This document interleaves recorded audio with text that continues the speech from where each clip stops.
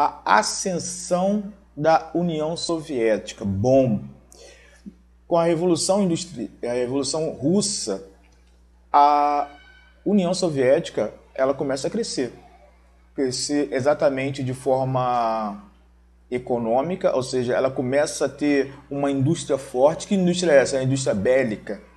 E o crescimento da União Soviética ela vem exatamente com a implantação do sistema socialista.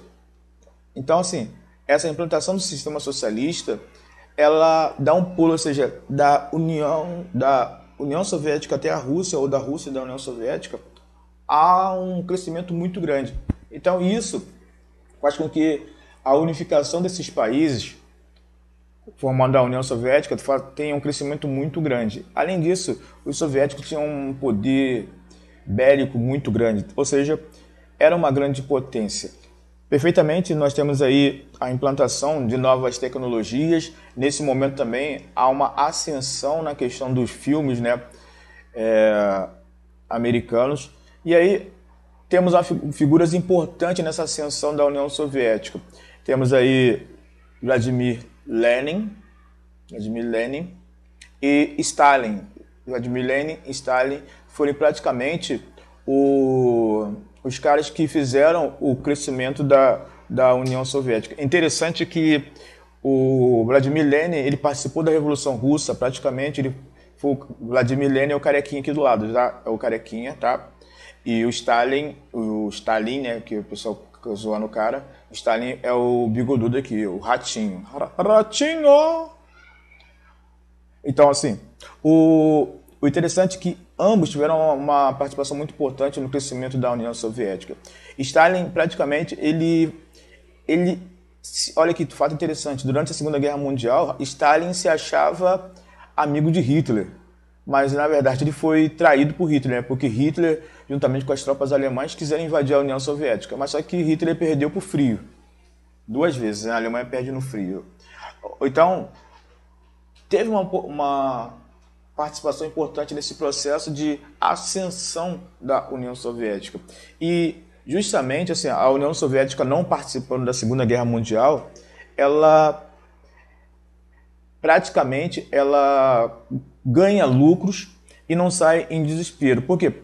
Os países que participaram da Primeira Guerra Mundial, com a exceção dos Estados Unidos, ao fim da guerra eles estavam quebrados economicamente. Então, restou no mundo duas potências economicamente em potencial com força para dominar o cenário econômico, que foi os Estados Unidos e a União Soviética. Ou seja, o mundo se torna bipolar e dá-se origem ao quê? A famosa Guerra Fria. Bom, Guerra Fria, galera, só para explicar, não é aquela guerra que você está dentro do congelador, um tacando pedrinha de gelo no outro, jogando água gelada no outro. Por favor, Guerra Fria não é isso, tá? Não é guerra no frio, não é guerra no gelo. Guerra Fria foi uma guerra ideológica, uma guerra de ideias. Morreu gente. Guerra de Neve. O pessoal acha que Guerra Fria é a guerra acontecida lá na Frozen, com... livre estou, só não posso mais me segurar. Aí a menina lá que joga o gelo lá, como é o nome dela? A Elsa jogando o negócio para lá. Guerra Fria não foi essa guerra. Guerra Fria foi uma guerra ideológica, ou seja, era um tentando ser melhor do que o outro. Como assim? Na fabricação. Sendo que um tinha o sistema capitalista e o outro tinha o sistema socialista. Qual a diferença de um e de outro? Um visava o lucro, ou seja, o capitalismo visava o lucro. Aí, enquanto o socialismo visava a... E aí que se dá bem pelo sistema, os Estados Unidos eles conseguem praticamente uma grande vantagem e ver esse crescimento norte-americano. Bom, aqui tem uma pequena definição. Após o fim da guerra, os aliados dividiram-se em virtude da diferença entre os sistemas políticos, sociais e econômicos. Criaram-se, assim, dois polos de influência, o capitalismo e o outro socialista. Essa divisão, praticamente, assim, ela decorreu até a década de 90, porque houve uma corrida muito grande a chamada corrida armamentista. Eu disse, corrida armamentista significa corrida atrás de quê? De armas. E aí todo mundo queria ter sua armazinha, todo mundo queria ter sua arma, queria ter sua arma, queria ter sua arma. E aí tanto os Estados Unidos quanto a União Soviética começaram a disputar a venda de armas. Ah, eu produzi uma tal, eu produzi outra tal, eu produzi outra tal. E essa briga termina exatamente, sabe quando? Quando o homem chega à Lua. Ou seja, os norte-americanos chegaram à Lua, então o único jeito dos soviéticos serem melhor do que os americanos seria chegar ao Sol. Não chegaram ao Sol e aí ficou ruim para eles. Resultado, nós tivemos da ascensão à queda da União Soviética. A União Soviética começa a cair. Por quê? Ela produziu muito, produziu muito, produziu muito, produziu muito, produziu muito, produziu muito, produziu muito, produziu muito, produziu muito e produziu muito e praticamente que caiu.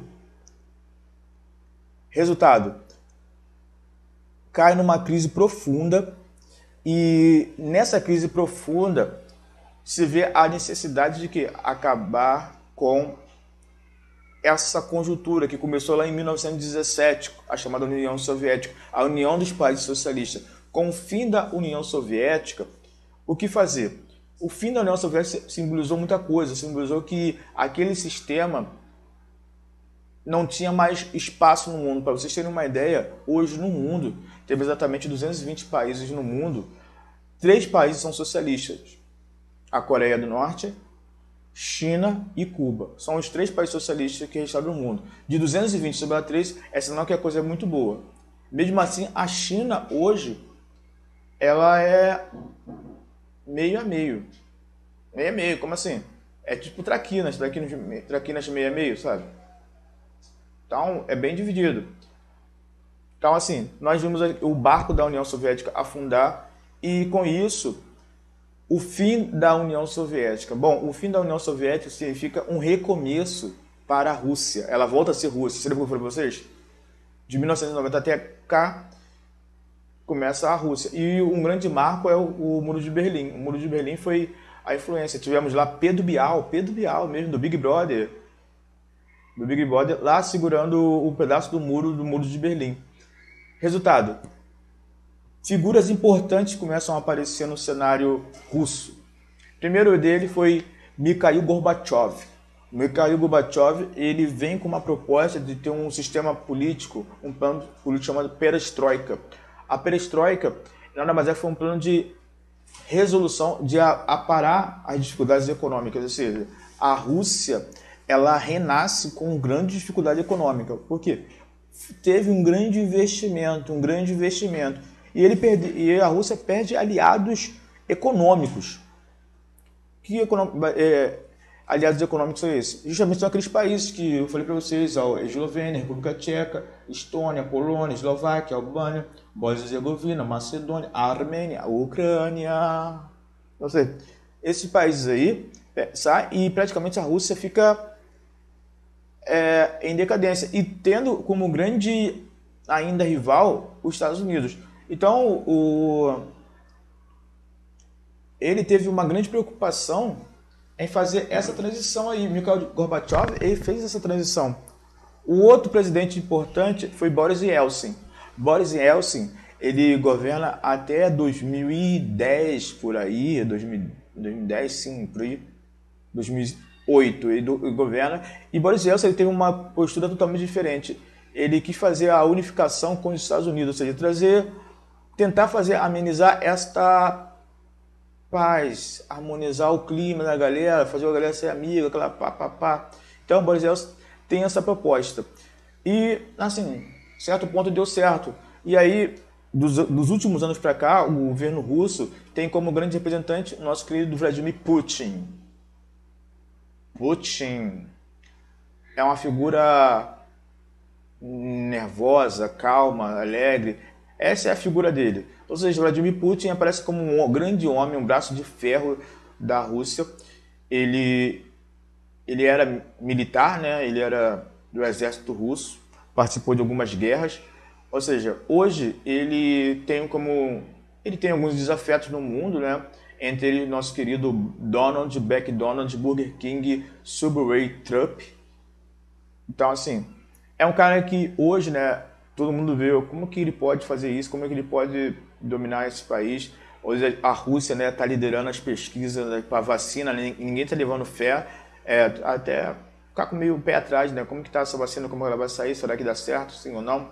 Então, assim, esse é o papel, ou seja, a Rússia hoje não tem muitas riquezas. Hoje a grande riqueza da Rússia é o gás natural, o petróleo, que é uma das grandes riquezas da Rússia. As fábricas bélicas ainda fabricam, mas não com tanta pressão. Hoje o grande público que os russos têm na fabricação de armas são o pessoal da Ásia, né? Principalmente os árabes em si.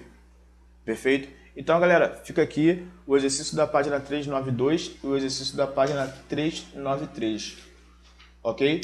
Um forte abraço para vocês e até o nosso próximo encontro, galera.